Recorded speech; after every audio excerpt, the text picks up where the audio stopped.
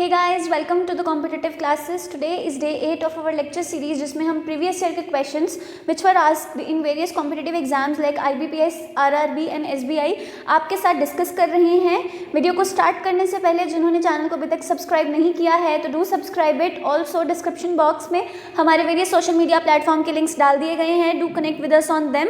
Also हमारे offline institute में which is eight कच्ची छावनी जम्मू JKSSB क्लास 4 के बैचेस स्टार्ट हो चुके हैं। अगर आप में से कोई इंटरेस्टेड है या आपके फैमिली या फ्रेंड्स जो हैं वो प्रिपरेशन कर रहे हैं तो you can share the information with them. तो चलिए स्टार्ट करते हैं आज का सेशन। आज के सेशन में हम पहले एक पजल देखेंगे, देन एक अल्फान्यूमेरिक सीरीज देखेंगे which is asked in the question paper. Most of the times एक ही पेपर बहुत सारी शिफ्ट्स में लेना है तो वेरियस टाइप्स ऑफ क्वेश्चंस पूछे जा सकते हैं।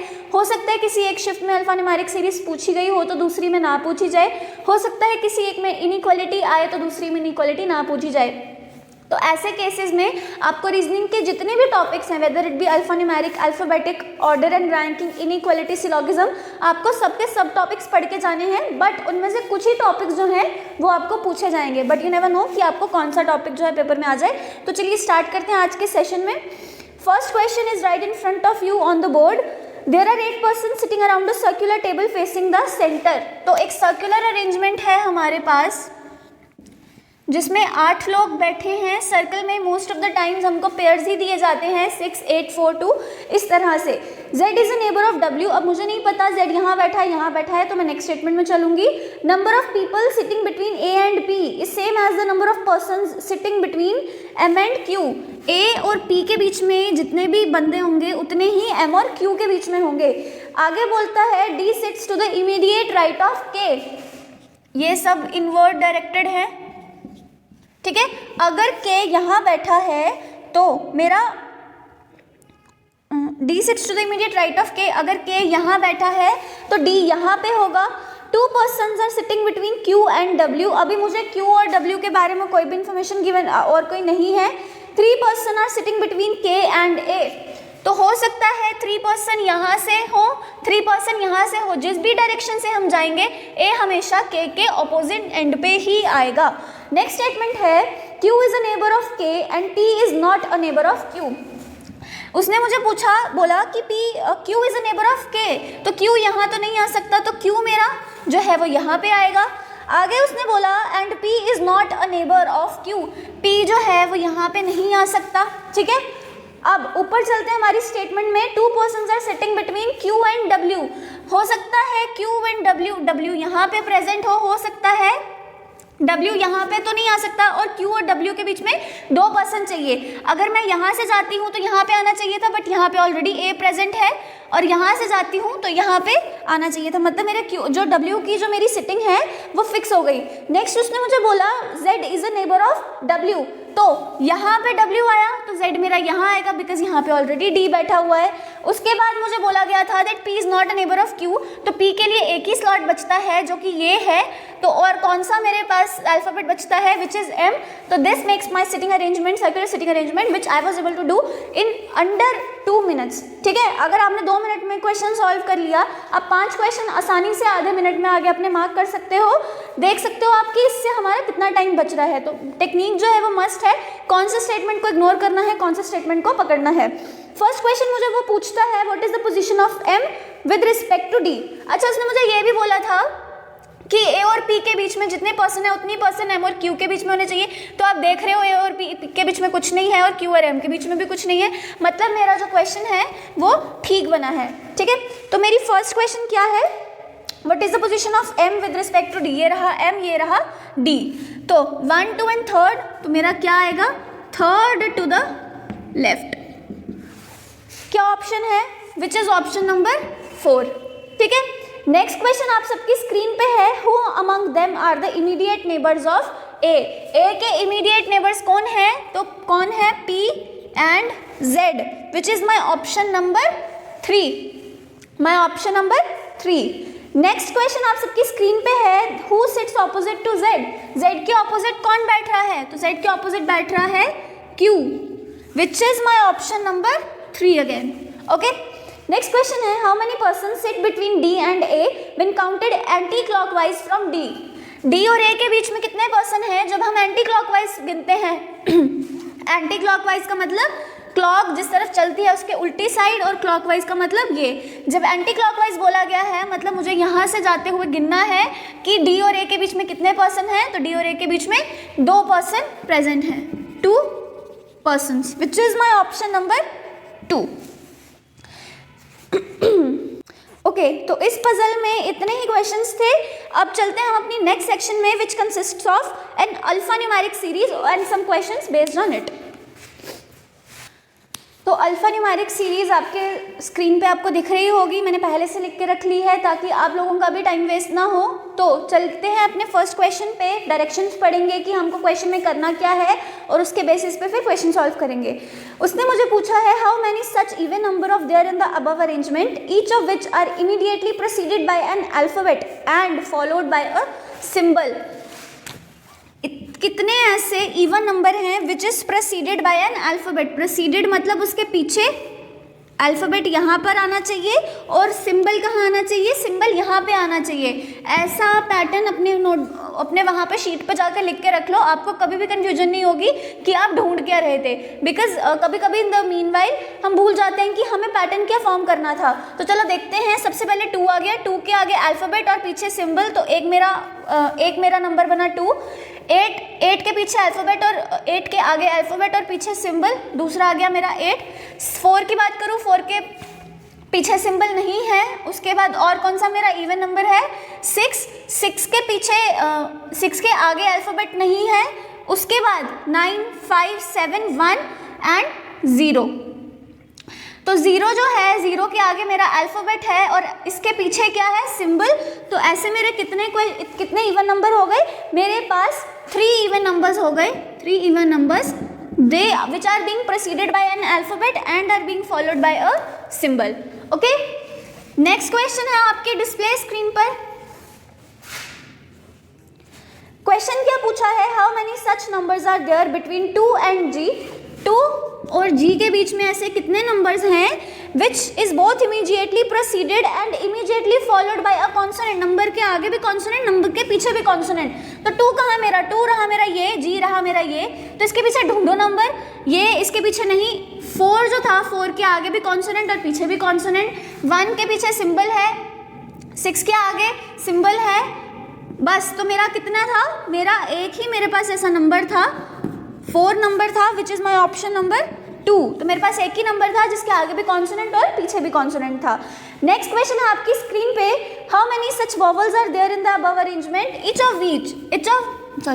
of which is immediately followed by a symbol but not immediately preceded by a symbol। हमें क्या ढूंढना है, ऐसे वॉवल ढूंढने हैं जिसके पीछे तो सिंबल होना चाहिए बट इसके आगे सिंबल नहीं होना चाहिए।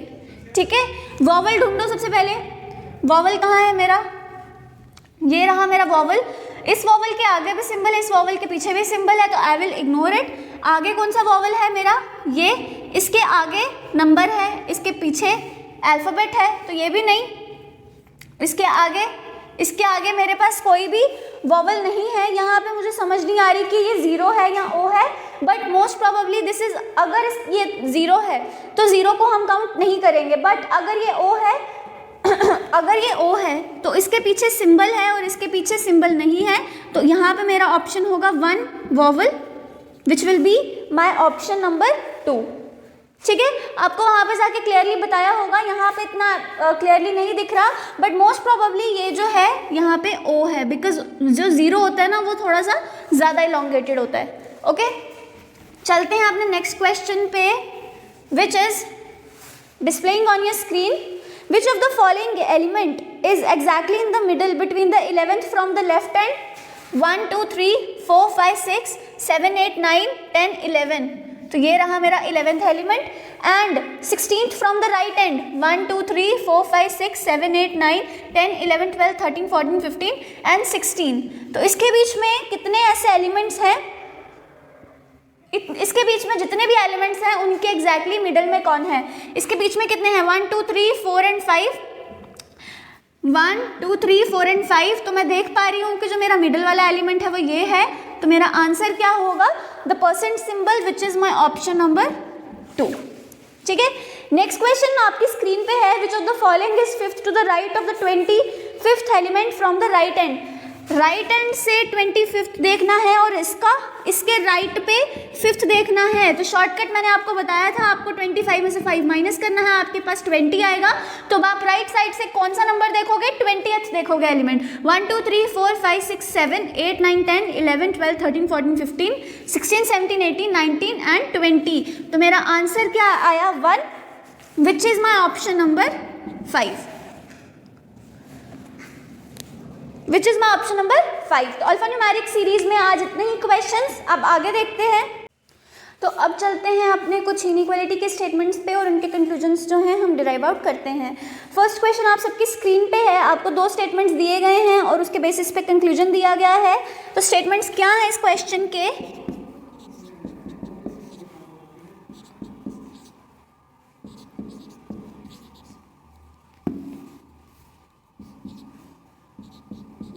तो ये आपके स्टेटमेंट है।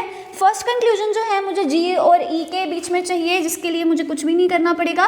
इन दोनों के बीच में अपोजिंग साइंस हैं, आप देख पा रहे हो, एक ग्रेटर है और लेस देन है। तो मतलब फर्स्ट कंक्लूजन मेरा गलत हुआ, क्योंकि जब दोनों साइंस होते हैं तो कंक्लूजन कभी भी सही नहीं होता। नेक्स्ट है मेरा आर और जे। आर और जे जो है वो अलग अलग स्टेटमेंट्स में है, तो मैं देखूंगी मैं इसे जोड़ कैसे सकती हूँ। पी जो है वो मुझे दिख रहा है दोनों स्टेटमेंट्स में है, तो मैं उसकी मदद से इन दोनों स्टेटमेंट्स को कंबाइन करूंगी। बट कंबाइन करने के बाद मैं देख पा रही हूँ कि अपोजिंग सिंबल्स हैं, तो इसलिए मेरा सेकेंड कंक्लूजन भी गलत होता है और मेरा आंसर क्या आएगा, नन फॉलोज। ओके, चलते हैं अपने नेक्स्ट क्वेश्चन पे। नेक्स्ट क्वेश्चन पे अगेन 3 स्टेटमेंट्स दिए गए हैं। पहला स्टेटमेंट जो है उसमें मुझे चाहिए रिलेशन क्यू और जी के बीच में। अगर आप ध्यान से देखोगे तो फर्स्ट स्टेटमेंट और तीसरे स्टेटमेंट में ये दोनों प्रेजेंट हैं और इसमें ज्वाइनिंग फैक्टर क्या होगा, ज्वाइनिंग फैक्टर होगा ओ। तो चलो देखते हैं। Q is equals to B is equals to L less than और equals to M is equals to O. Third statement था मेरा G इज ग्रेटर देन और इक्वल्स टू O। जब मैं इसको रिवर्स करूंगी तो ये इस तरह बन जाएगा। तो Q और G के बीच में कौन सा रिलेशन आएगा, Q और G के बीच में जो रिलेशन आएगा वो होगा ये। तो क्या यही मुझे गिवन है? नहीं, मुझे ये गिवन नहीं है फर्स्ट कंक्लूजन में, तो फर्स्ट कंक्लूजन गलत हो गया। दूसरे कंक्लूजन में वो मुझे बोलता है G is greater then Q और Q is greater then G, तो मेरा दूसरा भी गलत हो गया, क्योंकि मुझे तो ये निकालना था ना। अब आप देख पा रहे होंगे कि दोनों कंक्लूजन्स में दोनों साइड के जो कंपोनेंट्स हैं वो सेम है और उसके बीच में एक कंपोनेंट ग्रेटर देन है, एक कंपोनेंट इक्वल्स टू है। मतलब जब एक कंपोनेंट एक कंक्लूजन में ऊपर वाला सिंबल हो और दूसरे कंक्लूजन में नीचे वाला सिंबल हो, तो मेरा आंसर नाइदर नॉर ना हो करके क्या होता है, आइदर 1 और 2। जब दोनों के कंपोनेंट सेम हो और ऊपर भी QG की बात करी गई है और नीचे भी QG की बात करी गई है, ऊपर ग्रेटर देन का साइन है, नीचे इक्वल्स टू का साइन है, जो कि मिला के मेरा ये वाला सिंबल बनाते हैं, तो इस केस में मेरा क्या कंक्लूजन आता है, इधर 1 और 2। ओके, नेक्स्ट क्वेश्चन देखो अपनी स्क्रीन पे and try to solve this और हमको कमेंट सेक्शन में बताओ कि आपका क्या आंसर आया। A और H के बीच में सिंगल स्टेटमेंट है, तो आप देख रहे हो फर्स्ट कंक्लूजन में A और H है, तो A और H के बीच में अगर मैं स्टेटमेंट से देखूं तो मेरा कंक्लूजन निकल के आ रहा है ये। कंक्लूजन में पूछा है ये, तो क्या इसमें और इसमें कोई डिफरेंस है? बिल्कुल नहीं है, दे बोथ आर रिवर्सिबल, इसलिए मेरा फर्स्ट कंक्लूजन जो है वो सही होगा। दूसरे कंक्लूजन में बात की है D और C की, तो स्टेटमेंट से आपने देखा होगा कि D और C के बीच में अपोजिंग साइंस प्रेजेंट है। जब अपोजिंग साइंस प्रेजेंट होते हैं तो हमारा कंक्लूजन कभी भी सही नहीं होता, तो मतलब मेरा दूसरा कंक्लूजन जो है वो गलत होके आंसर क्या आएगा, only conclusion 1 follows. Okay, next question inequality का आप सबकी स्क्रीन पे है। M और R के बीच में रिलेशन चाहिए पहले वाले कंक्लूजन में, तो जब हमको पता है ये और ये सिंबल प्रेजेंट हो तो प्रायोरिटी किसको मिलती है, इसको। अगर ये और ये प्रेजेंट हो तो प्रायोरिटी किसको मिलती है, इसको। और अगर इन दोनों में से सिर्फ ये प्रेजेंट हो तो इसी को प्रायोरिटी मिलेगी। तो फर्स्ट कंक्लूजन में M और R के बीच में क्या हमारा स्टेटमेंट है,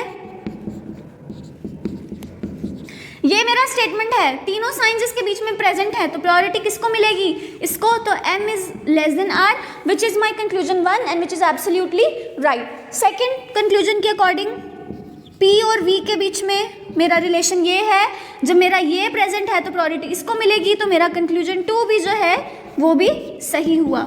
1 भी सही, 2 भी सही, तो मेरे क्या आएंगे, बोथ कंक्लूजन फॉलोज। नेक्स्ट और लास्ट क्वेश्चन आज के सेशन का हमारा आप सबके सामने गिवन है, 3 स्टेटमेंट्स दिए गए हैं। मुझे पहले कंक्लूजन में किन 2 कंपोनेंट्स के बीच में रिलेशन चाहिए, P और O के बीच में। P जो है मेरा फर्स्ट में प्रेजेंट है, O मेरा दूसरे में प्रेजेंट है, बट मैं देख पा रही हूँ कोई भी ज्वाइनिंग फैक्टर जो है वो उन दोनों स्टेटमेंट्स में प्रेजेंट नहीं है, इसलिए मुझे किसकी हेल्प लेनी होगी, तीसरे स्टेटमेंट से मुझे घूम के जो है वो बीच में आना होगा। तो अब देखो SOUP पहले वाले में प्रेजेंट है, OTR दूसरे में प्रेजेंट है, TEA तीसरे में प्रेजेंट है। तो हम इसको किस तरह जोड़ सकते हैं, आप भी अपने लेवल पे सॉल्व कीजिए। कई बार हम स्क्रीन पे जब पढ़ाते हैं तो we are not able to focus that much on the screen, ठीक है, तो आप भी सॉल्व कीजिए इसको। हाँ, O से मेरा पहला और दूसरा स्टेटमेंट जुड़ पा रहा है, बट मुझे चाहिए ही नहीं था, मेरा O भी फर्स्ट स्टेटमेंट में था और P भी फर्स्ट स्टेटमेंट में था, तो O is greater than or equal to U is greater than और इक्वल्स टू P, तो मेरा रिलेशन मेरे को क्या मिला, that P is less than O, जबकि मुझे कंक्लूजन में उल्टा दिया गया है, मुझे कंक्लूजन में दिया गया है P is greater then O which is completely different, तो इसलिए मेरा पहला कंक्लूजन गलत हुआ। दूसरे कंक्लूजन में मुझे पूछा है R और E के बारे में, तो सेकेंड और थर्ड स्टेटमेंट को मैं कैसे जोड़ूंगी, R is greater than T, T is greater than और equals to E is greater than A, तो मेरा यहाँ पे प्रायोरिटी किसको मिलेगी, इसको मिलेगी, that means R is greater than A, sorry E के साथ चाहिए था, तो R is greater then E which is my conclusion 2, तो मतलब मेरा कंक्लूजन 2 सही है, तो मेरा ऑप्शन क्या मार्क करेंगे, ओनली 2 इज ट्रू। तो ठीक है, आज के सेशन में एक पजल देखी, 5 क्वेश्चंस इनइक्वालिटी के देखे, 5 क्वेश्चंस हमने किसके देखे, अल्फान्यूमेरिक सीरीज के देखे, which is very very very important for your exam. अगर आप किसी और टॉपिक पे प्रैक्टिस सेशंस चाहते हैं, प्रीवियस ईयर के क्वेश्चंस डिस्कस करना चाहते हैं, तो do write us in the comment section. तो आज के लेक्चर में बस इतना ही, stay tuned with us, next lecture में मिलेंगे, and thank you so much for watching and have a nice day.